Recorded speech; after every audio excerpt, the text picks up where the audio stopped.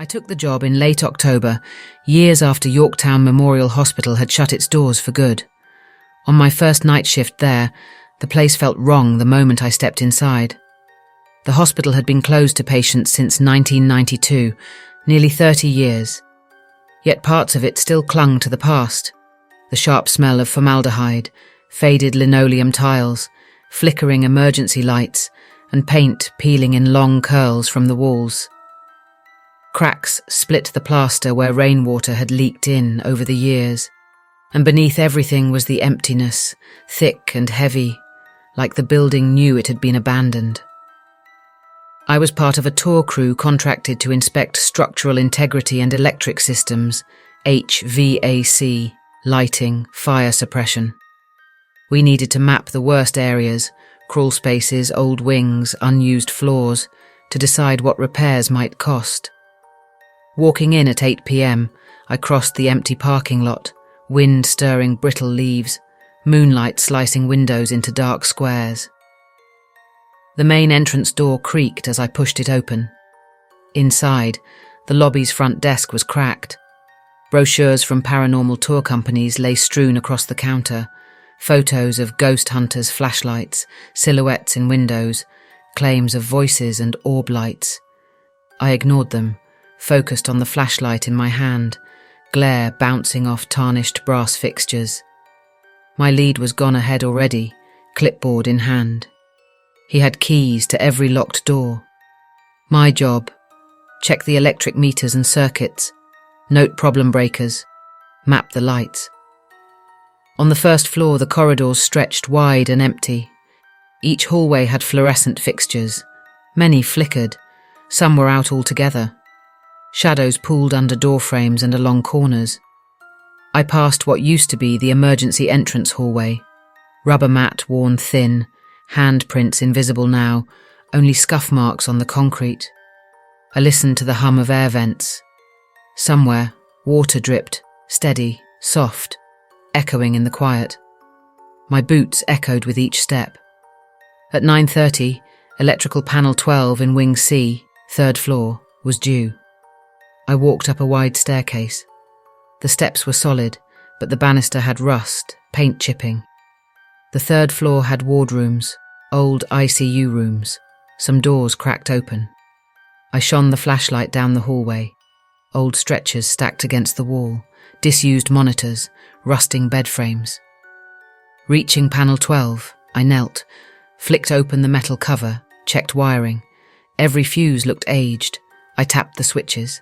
That's when I heard it. Faint crying. Like a child, or a baby. So quiet at first I thought it was part of the wind, or a water leak. But it wasn't rhythmic. It was intermittent. Crying, then silence, then crying again.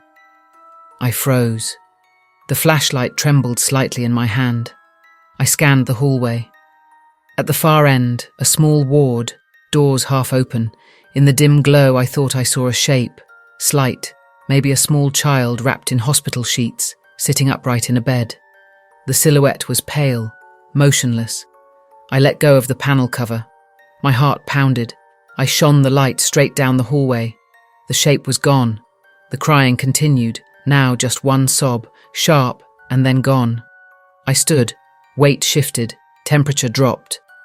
Cold like ice water poured over my neck. My breath puffed in the air, short and sharp. I forced myself to move forward. Old ICU 3. The door was slightly ajar. Inside, beds were collapsed. Wheels squeaked as I shone light on them. On the floor, racks of tubing twisted in disuse. The old monitors with glass cracked. On one monitor, I saw a smear. Something red, rust or old dried blood. Hard to tell. The crying seemed louder here. Behind me, the hallway door slammed. I jumped. No wind, no one behind. I walked rapidly to finish checking panel 13 in ICU 4. The corridor between ICU 3 and 4 was mostly dark. Ceiling tiles missing, wires hanging, dust motes floating in torchlight. Electrical marks on the walls where fixtures used to be. I flicked on a backup light in the ceiling. The bulb flashed, then went out. Darkness embraced me except for the flashlight. The ratio of light versus darkness was 1-to-1. Dark made everything real but uncertain. Then, footsteps, soft, maybe cloth on tile. Not echoing mine, coming from behind a nursing station desk that sat abandoned. Paperwork yellowed. I shone my light there. Nothing. I moved on, nearly breaking into a run. Found panel 13. Examined it, wires frayed. I made notes, checked voltage. While writing, the crying came again. Closer this time. Right in front of me, like someone sobbing quietly, maybe on the floor. I looked up. A wheelchair at the end of the hallway, facing me. Empty. The cramps of adrenaline tightened in my gut. I rose, stepping away, never turning my back. The floor beneath was uneven, tile loose. I stumbled slightly. The air felt heavy. I left ICU 4 and took the service elevator down to basement mechanical rooms. Needed to inspect circuit feeds. Doors rattled as I entered the elevator. Flashlights flickered. I held breath when doors opened at each floor. Nothing but dark corridors and broken fixtures. At basement level, crawl spaces behind panels, rusted pipes, the smell of mildew and phlegm of water leaks. I slid through narrow corridors. At one junction, I saw a silhouette across a shaft tunnel entry. Someone standing just beyond where light reached. No sound. Then the silhouette dissolved into the darkness.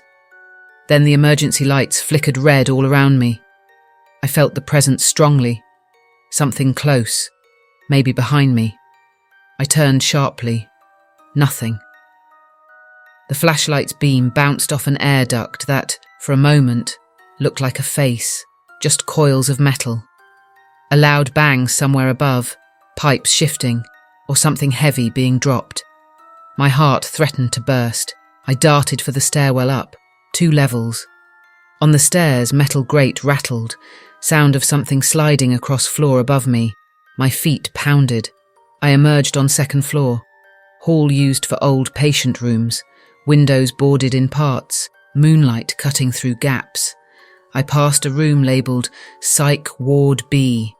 Past the window, the blinds moved slightly, though there was no breeze. I paused. I felt watched.